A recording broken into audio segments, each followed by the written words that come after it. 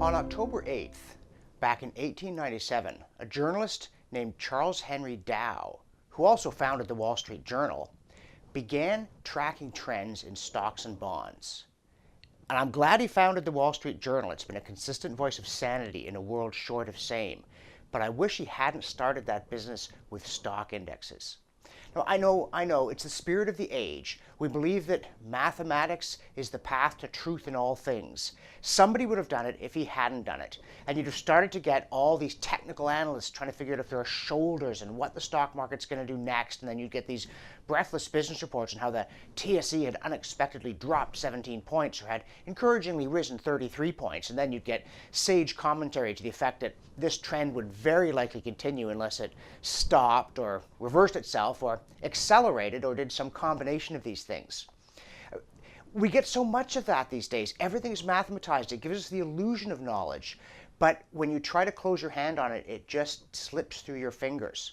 And it's not harmless. It doesn't just give us something to talk about during the business news on the radio or TV. It distracts us from things that really matter, including instead of trying to figure out what the economy is doing because of what the Dow Jones Index is doing or something like that, we should be looking at fundamentals. Do we have good policies? Do we have bad policies? When it comes to our own affairs, we shouldn't be distracted by 3 decimal places. We should be asking ourselves if we're running our business in the kind of way that traditionally brings success or doesn't. When we're investing, we should be thinking about what is a sensible way to put your money into a broad-based, diversified group of things that will probably grow over time.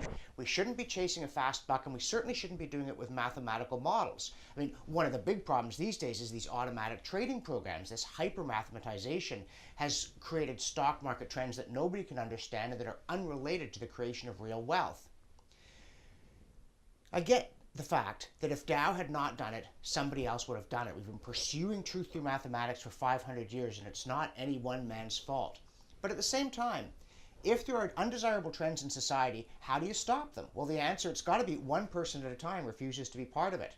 So at the very least, while honoring him for founding the Wall Street Journal, we can simply refuse to pay attention to stock market indices. We can be uninterested in whether the stock market rose or fell, whether pundits thought it would rise or fall. We can refuse to listen to any report that says GDP in the last quarter rose 2.3%, surprising analysts who thought it would be 2.1%.